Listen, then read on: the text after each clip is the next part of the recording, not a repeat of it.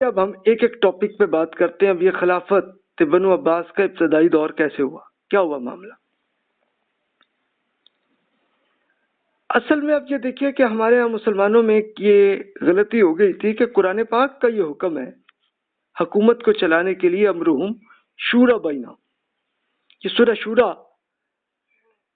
کے اندر یہ حکم تھا کہ بھی آپ کو حکومت جب ملے تو آپ نے مل جل کے ڈیسیجن لینے.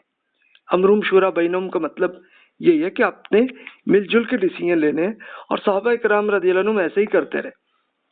پھر بنو امیہ میں عبد الملک بن مروان نے تو یہ کیا کہ اس طرح سے ایک بادشاہت بنا لی تھی. تو وہ تو انہوں نے بنا لی، لیکن چلو کسی حد تک پھر بھی یہ ایک مل جل کے ڈیسیجن یہ چلتے ہی رہے سلسلہ کسی حد تک. 100% نہیں ہوا لیکن چلو کسی حد تک رہا.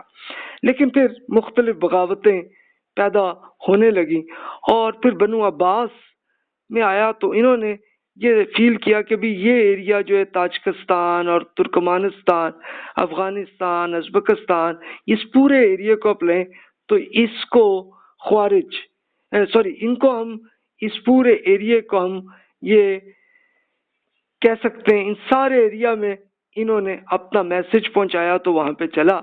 اور اب ہوا یہ کہ بنو امیہ کی حکومت پھر بھی اچھی چل رہی تھی، لیکن یہ حشام بن عبد الملک یہ 125 ہجری میں فوت ہوئے، اور بنو امیہ میں آپس میں لڑائی جھگڑے ہو گئے کہ جی اگلا کس کو بنائے.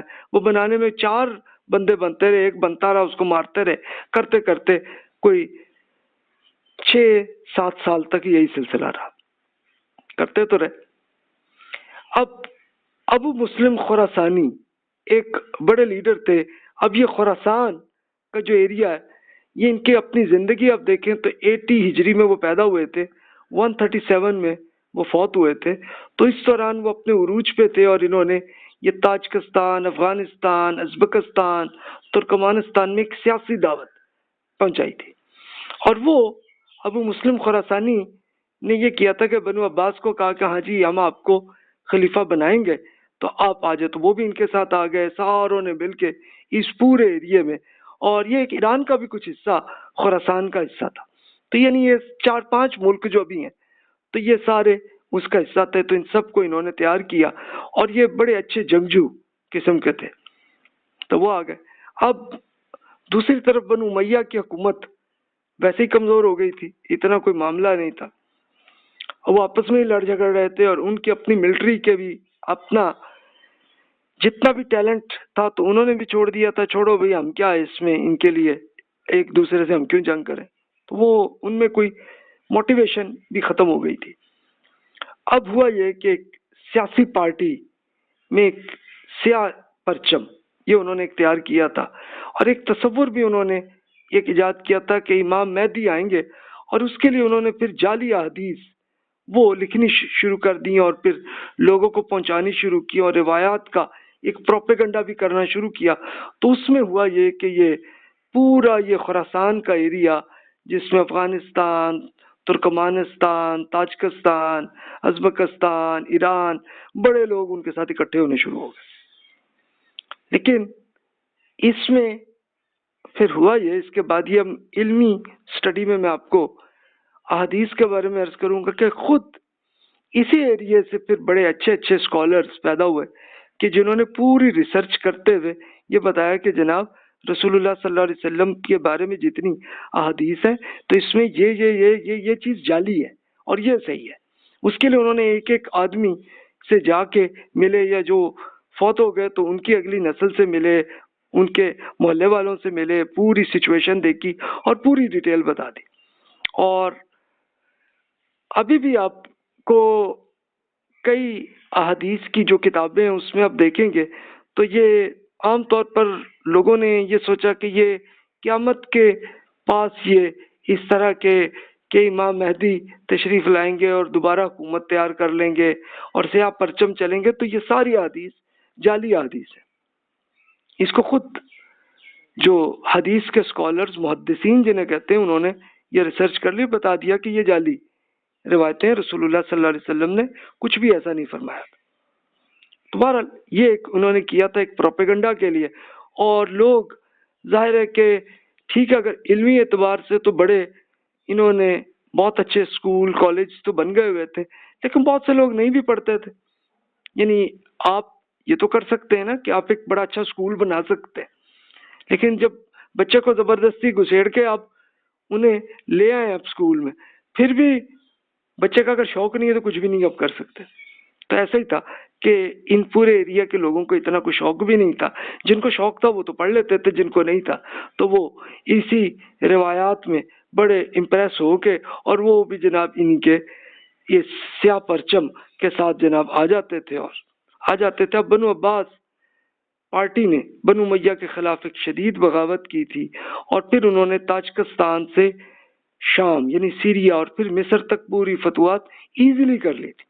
اس کی وجہ کیا تھی کہ بنو امیہ کی جو ملٹری تھی، جو حکومت کی ملٹری تھی، ان کو بھی کوئی زیادہ انٹرسٹ نہیں رہا تھا بنو امیہ سے، انہوں نے بھی چھوڑ دیا اور معاملہ چلتا چلتا بنو عباس کی حکومت بن گئی.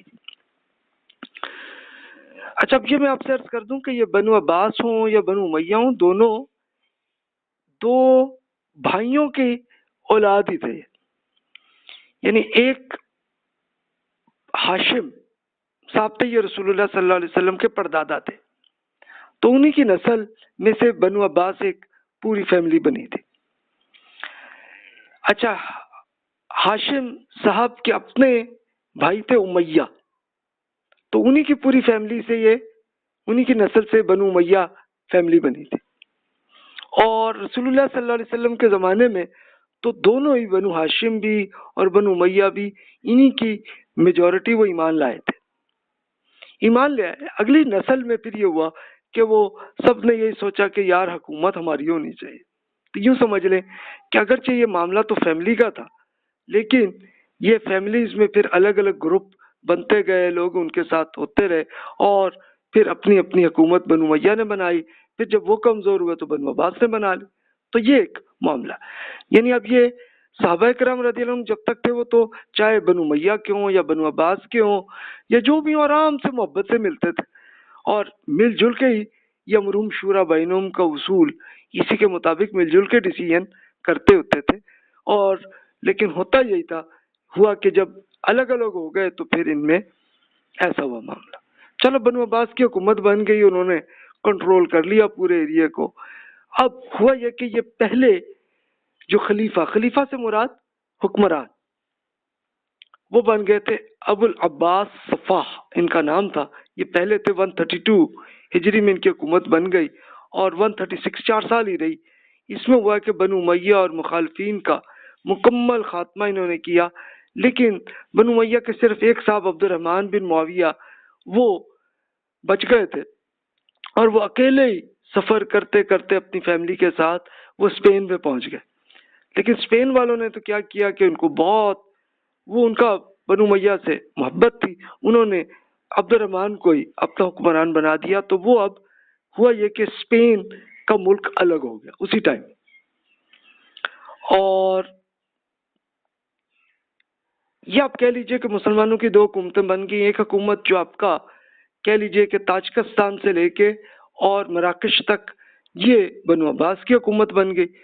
تو اس کو انہوں نے ٹائٹل یہی رکھا کہ خلافت بنو عباس، اور اسپین کے اندر خلافت بنو امیہ. اس طرح سے چلتی رہی.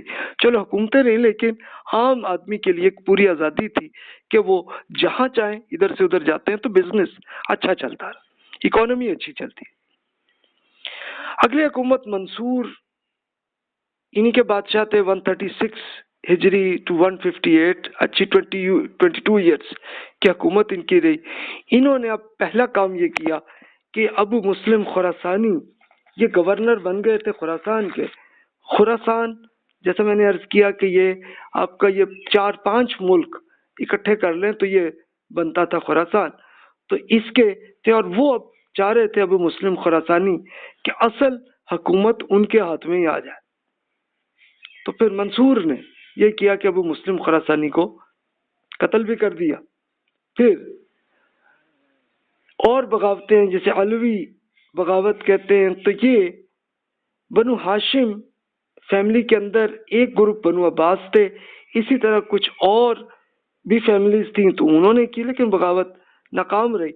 اس کے بعد پھر منصور کے زمانے میں ایک فائنینشیل مینجمنٹ کی ایک بہتر حالت آ گئی اور تب انہوں نے یہ بغداد شہر انہوں نے تیار کیا تھا، اس کو تعمیر کیا تھا، بغداد جو آج عراق کا کیپٹل ہے.